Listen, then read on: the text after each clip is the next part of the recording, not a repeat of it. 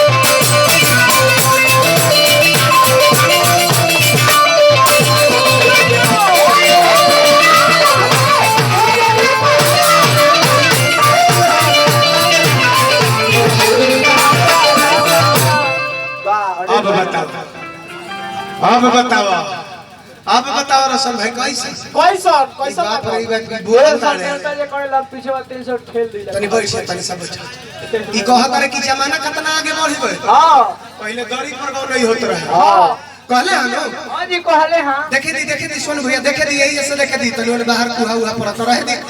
अपने परेशान मत होकी रह दी चाहिए जब मेजबान बने ना हां जी पता ई गीत गाम सहरा है हां ई कहले का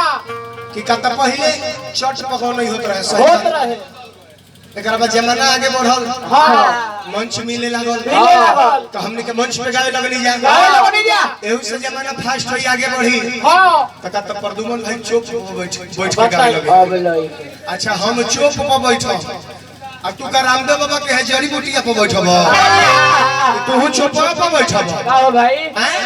आजा तरतीबन कर देती चौक पर बैठी चुप जाए बालर बे बालर हो का झारखंड झारखंड से तो मर जाइबो सुके सुके आई है सुके आई है ए भाई ए ना कह दांत बंद छी सासा लिखवाई है हमार अब साइसा एने दौड़ल जाई हड्डी हड्डी गुद गुद गुद एरी एरी गुद गुद आगो नहीं लिखवाई कूद कूद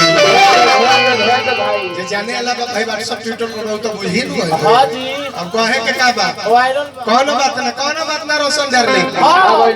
बाबू अरे पियावा के खाते दिनो राती तू लूटा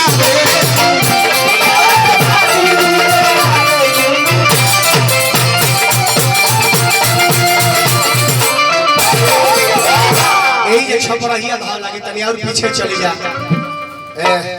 हाई धरे का हाई है अजे को हम मारो तनी वही का मार दे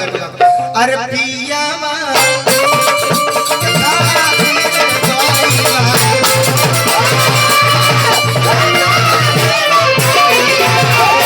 पियावा के खाती दिन राती तू लुटावे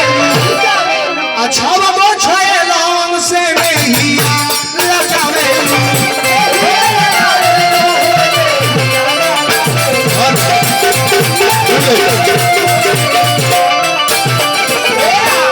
हजार रुपया के पुरस्कार 10 टकिया के तो बारिश कर देने के बुझाते नहीं कि पत्थर पर तक बोलेगी रहता बार बार बोलेगी अच्छा अशोक फौजी साहब जी बड़का राजपुर के धरती से ये हमरा के हजारों हजार रुपया पुरस्कार देकर मनोबल के बढ़ाले बनी हार्दिक हार्दिक अभिनंदन करब पद और प्रतिष्ठा दोनों बरकरार रहो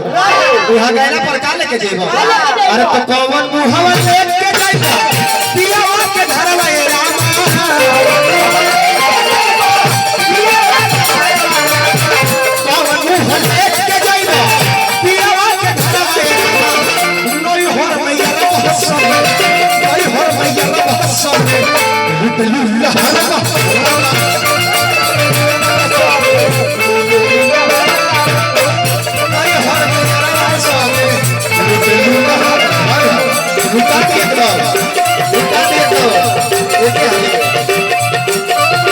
गोपाल यादव जी शेषर साहब जी हजारों हजार रुपया पुरस्कार दे रहा है। हार्दिक हार्दिक अभिनंदन करो शेषर साहब।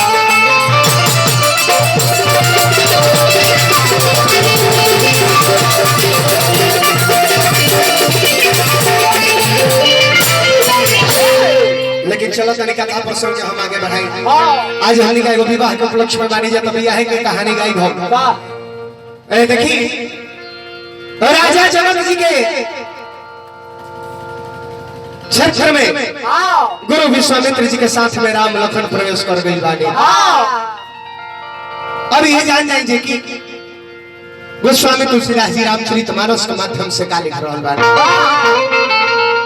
उठे लखन निसी विगत सुनी अरुण सिखा धुनिका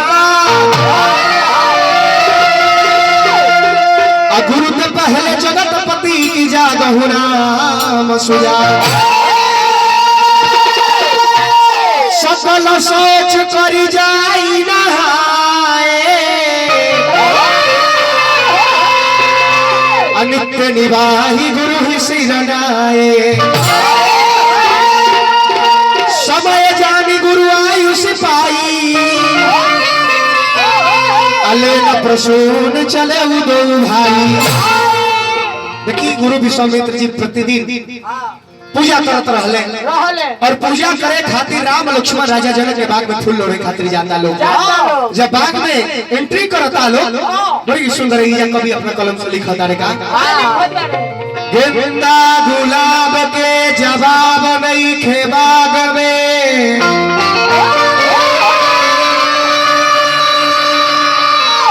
बेली चमेली अटखेली करत बा अरे भोरई जहर कर प्यार के सब कलियन से अरे शीतल पवन पवन में बहतबा ऐसन लुभावन मन भावनु बगान रहे राहे बसंत हरी तुल भाई हटेरी तू राज बाकी बन के ऋतु रानियों अरे तुलसी बाबा के लेखनी से लिखाई हटे ऋतुराज बाकी बन के ऋतु रानी तुलसी बाबा के लेखनी से लिखाई। माली बाग के अंदर ले जाके राम लक्ष्मण के फुलवारी भ्रमण करा रहल बा फूल देखा रहल बा बड़ी सुंदर ही यथार्थ लागल हमरे मानव संस्कृति बाबा मन पर गई कि डाली डाली